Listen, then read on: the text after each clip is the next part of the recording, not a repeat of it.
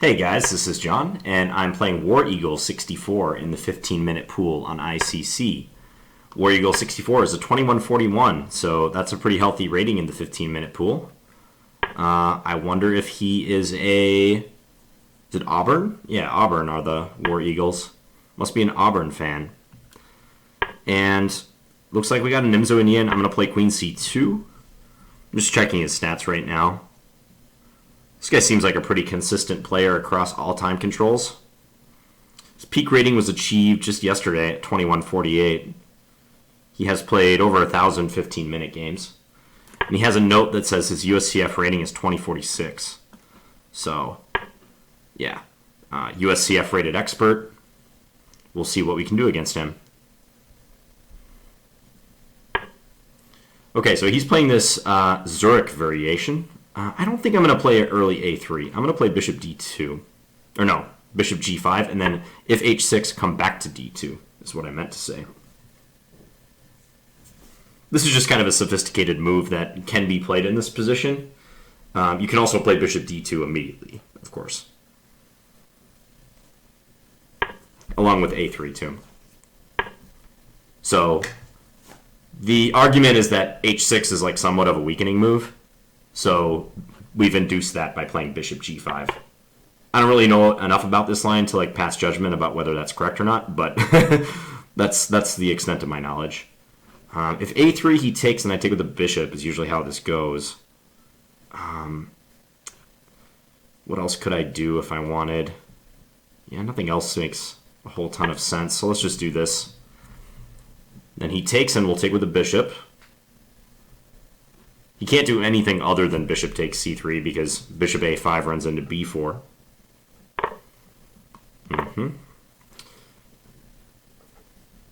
Now I'm expecting queen e7. This move's usually played in order to prepare e5.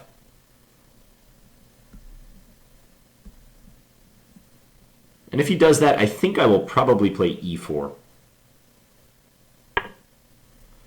Yeah, e4, e5, and do I want to play e4 or e3? I'm second guessing myself a little bit now. Or even g3.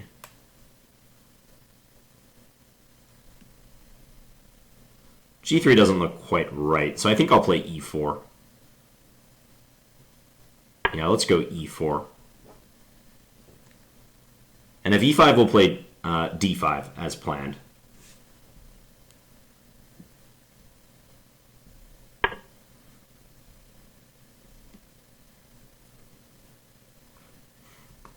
Okay, so d5.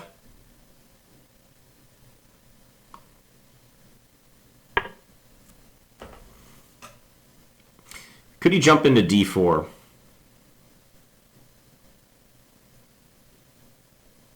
He could, but I can take with the bishop, and then after a pawn takes, I could play bishop d3 probably. Okay, so he plays knight b8. Yeah, so he's sending the knight through the d7 square, probably trying to anchor it on c5 eventually.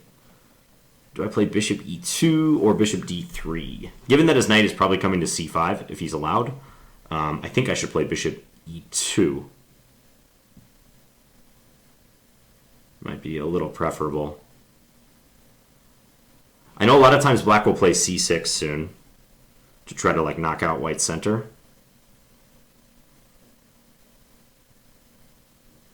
I'm just trying to decide in that scenario whether I want my bishop on e2 or d3. I'm going to play bishop e2. I'm honestly not quite sure like which move is better. If bishop e2, is knight h5 a problem? I'm trying to go f5. That's one thing I am wondering.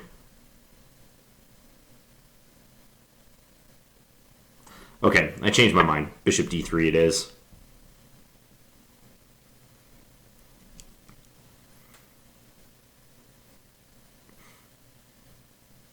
I was just a little bit worried about the f5 possibility. I was kind of put off by that, so. Okay, he is going to do this.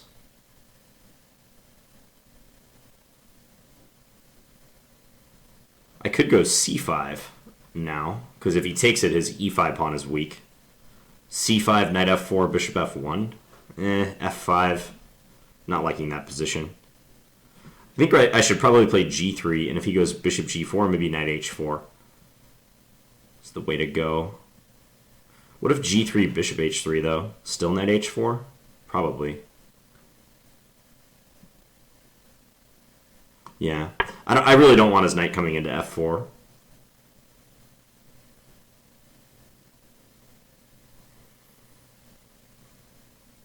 This is a weakening move by me, but yeah, the knight infiltrating to f4 would be a bigger problem than the weaknesses I create from this move. So I'm nursing the bishop pair advantage right now. That's nice. But the future of my king is slightly uncertain, especially now that I played g3.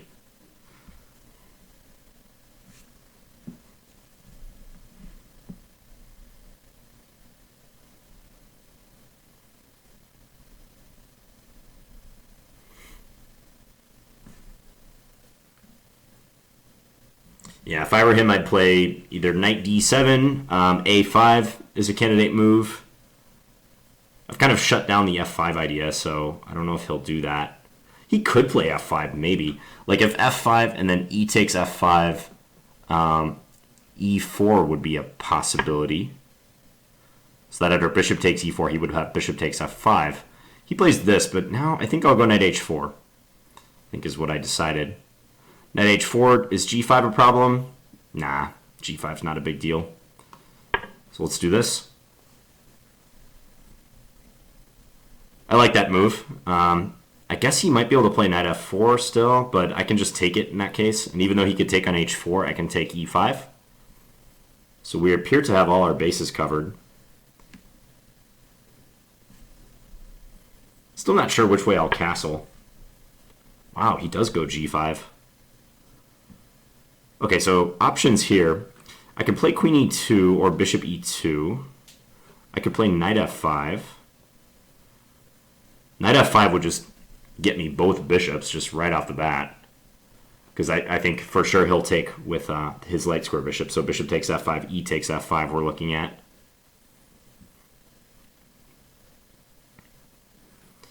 Queen e2, his knight will come back to g7 probably. Maybe not. Okay, I'm going to play knight f5 because I think that move is too obvious and good to pass up. Still not sure which way I'll castle. Usually I wouldn't be so comfortable leaving my king in the center for this long, but it appears to be fine. If bishop e4 here, he does have knight f6. If take, he'll take with his knight and get activity. What about h4? h4 look decent. Yeah, I could start attacking him down the file.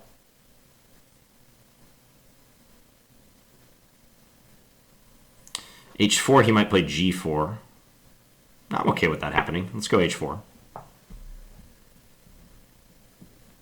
I can leave my pawn on d5 and just attack him on the king side. He is very vulnerable over there.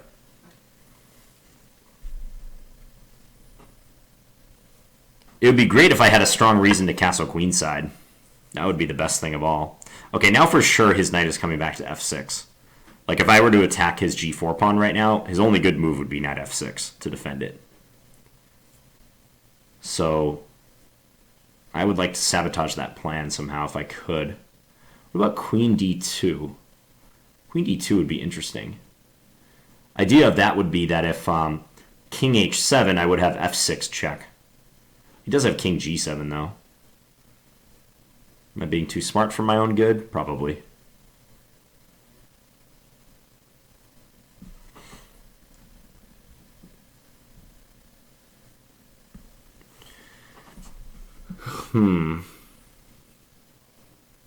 Pawn f6 is a clearance sacrifice. That would be weird / interesting. I also am kind of drawn to the idea of c5, just really blasting open the center. I'd like my dark square bishop to participate more than it is right now.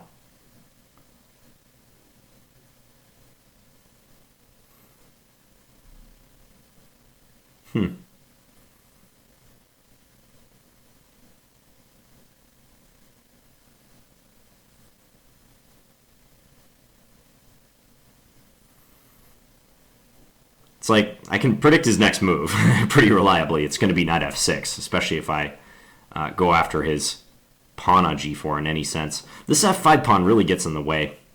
So that's why I'm kind of thinking I should just sacrifice it. But do I really get that much comp for it?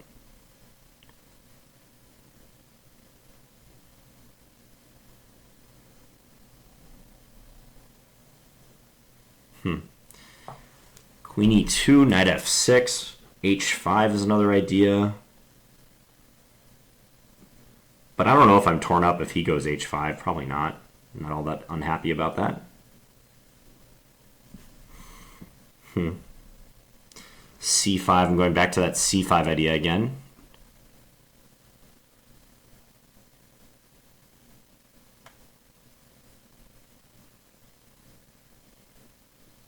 This is a tough decision,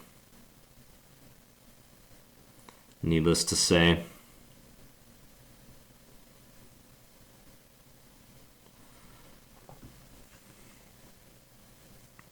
Bishop d2. I have an idea like queen e2, knight f6, bishop d2, king g7, and then bishop g5. But it doesn't do much. I really might go c5, and if he takes it, go d6. It's like double pawn sacrifice. I'm legitimately leaning towards that right now. And just basically go all in with our attack. I'm gonna do it. It just seems so thematic to open the position. I mean, he's waving a red flag in front of the bull right now. I'm a positional player. It's a lot to get me riled up, but I have the bishop pair. His king side is severely compromised. I want to try to exploit that. Okay, he takes that way. So I take. If he takes, I actually have bishop b4, now that I think about it, if I want. I missed that move initially. But yeah, bishop b4 will be nice. I guess you could play it as an exchange sacrifice.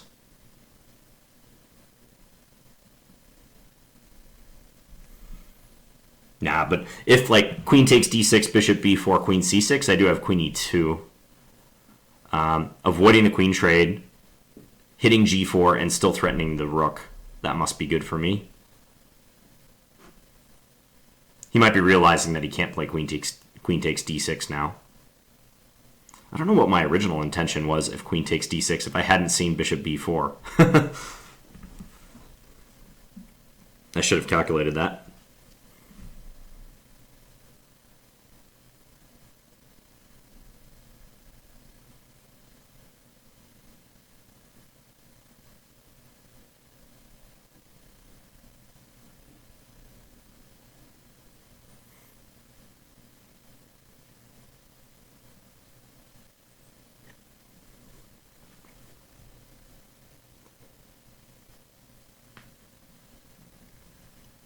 What alternatives does he really have here? He could play queen f6, but that looks awkward, to say the least. Like queen e2 would just be a good reply against that.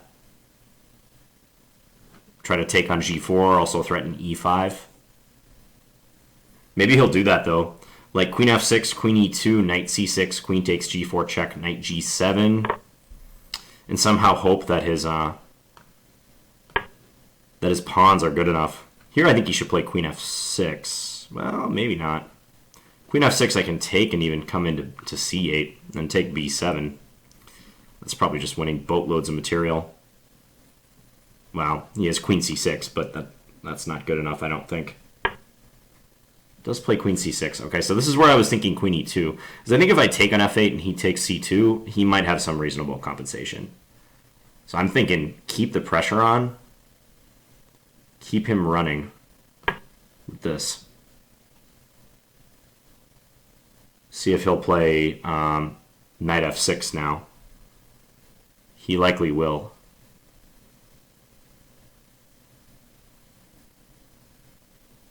Although, if knight f6, I mean, I can take on f8 and then take e5. That pawn is hanging. He does have knight bd7 after that, but again, it's probably not enough. Not quite enough.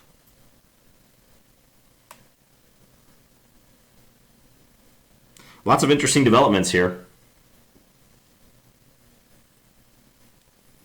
I'll be very curious to see what the engine thinks about my 18th move, c5. Whether it's complete garbage or whether it was a thematic sacrifice. Or maybe it's somewhere in between.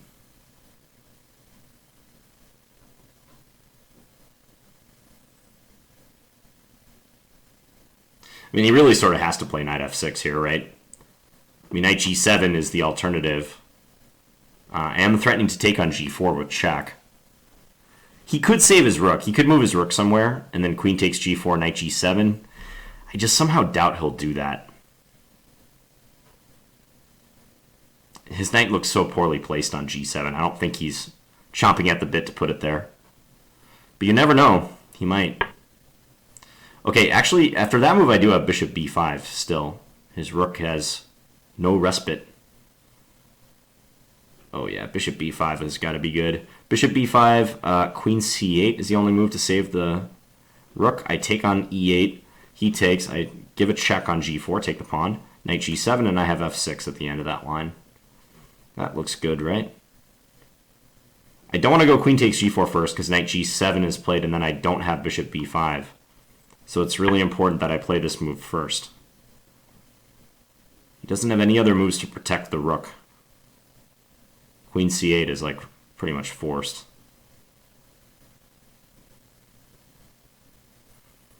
He sent me a tell. He said, well played. I'll say thanks for the game. Okay, let's have a look at it. So this Zurich Variation, which I believe our esteemed colleague, my esteemed colleague, the famous chess YouTuber Chessexplained, Christof Sielecki, he just wrote a book on the Nimzo-Indian for black. I don't know the exact contents of the book, but I'm sure it's very high quality based on Christof's work and having just talked to him and been a fan of his for a long time. But the Zurich Variation is his principal recommendation, I believe, for black against the Queen c2 Nimzo. So I highly recommend you check out that book. I'll be eager to do so myself when it's published. So knight f3 and then d6. I played bishop g5. This is just kind of like a little bit of, I don't know, a finesse, let's call it. Provoking h6 and then coming back to d2. It's really tough to say whether h6 is a good move or a bad move for him. Possibly it's too early to even say anything definitively, but I have seen it played before, so. So we have this exchange on c3. So in the Zurich Variation, black gives up the bishop pair, as in a lot of Nimzo lines, but tries to prepare e5, that pawn advance in the center. So that's what he's doing with queen e7. And I played e4, he went e5, d5. I thought for a second about knight d4, but I don't think it's a good idea. Why would it be bad? So if take, if I take with the knight, he can take on e4. And the bishop d3, maybe knight takes e4? I don't know. Take, and then he does have like f5 or rook e8 or something. I wonder if knight d4 is actually playable here. I mean, I could just like take and then go into this position and just say I have an advantage based on the bishop pair, but is it that big of an advantage, really? His bishop's coming out to f5. I don't know. Let's check the engine. Yeah, engine gives a small edge to white using this move order, but nothing substantial. Knight takes e4, castles. I suppose at bishop f5, I'm probably playing bishop d3 and trying to go f3. Is what's happening. Huh. Knight d4 might have been worth a shot for him. So he did this, and I spent a little time debating between bishop d3, bishop e2, but if you look at the amount of time I spent on that move, it's 1 minute. I don't think that's justified. I don't think deciding between e2 and d3, a pretty minor decision, all things considered, I don't think that's justified this early in the opening, so that was some poor time management for me. I do that a lot, unfortunately. Have a couple moves that look similar, and I'll sometimes try to obsess and like figure out which one's better. It's a bad habit. So G3, yeah, this move worked out pretty well. Bishop H3. He actually even sent me a tell just a second ago. He said the G5 idea seems awful in retrospect. Kingside play was way too strong. Yeah, I agree with him. He also asks, is knight f4 a possibility here? Yeah, I thought it might be. Oh, actually, if knight f4 here, I can take e5. But maybe on which move was it that knight f4 might be possible? So I was looking at a knight f4 move too. No, but I think it was right here, but I don't think knight f4 is good at this point. Yeah, I just take. Yeah, that's no good for him. So after knight h4, he probably should just develop as normal. The computer says knight d7. And my king is a little ambiguously placed. Not sure which way I'll go with that.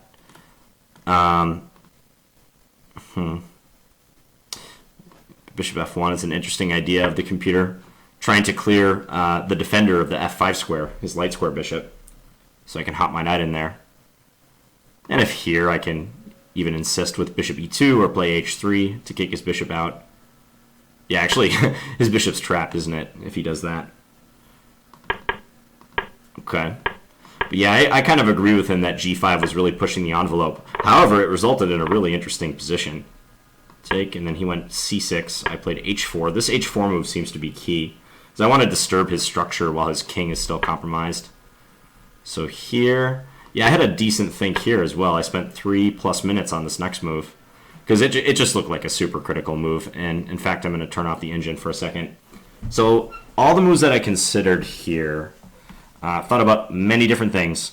Queen e2 is my first thought, just to attack the pawn. Queen d2, attacking the h6 pawn. Bishop d2, also attacking the h6 pawn. Thought about bishop e4 for determining that was just not a good idea. He can bring his knight back to f6. Thought about d takes c6. Thought about f6, like clearance sacrifice, trying to open the light square bishop and the queen behind it. But yeah, ultimately I went with c5. And I saw for a second while I had the engine on there just now that queen d2 was its recommendation. And after king g7 playing f3, did it say? That's interesting. Yeah, I didn't think about the possibility of f3. I guess the point of that is if he takes, I have g4. And that can be crushing because if knight f4, I have queen takes f4 using the pin on the king. And I would assume if knight f6, g5 is played, black is going to get run over. Yeah, I mean, his knight's under attack, and this will be a threat if he moves it. Wow. Okay, so f3 might have been like the missing ingredient in the attack here. Yeah, I certainly didn't consider that resource. I mean, I felt like there must be something here for white, but I didn't hit upon it precisely. But nevertheless, I'm curious what the engine will say about c5. I'm not putting a lot of stock in this eval. I think c5 might be a move it'll need to crunch for a while before determining whether it's good. It's a fairly unusual move. But the point is I just want to open diagonals. I want to open lines. Also, I'm not thrilled about his knight coming to c6, so I'm not giving him a reason to do it. I'm trying not to take on c6. Okay, it's actually starting to like it, so if it gives white any positive eval here, I think it's a pretty decent decision under the circumstances. So, yeah, if d takes c5, I was going to play d6.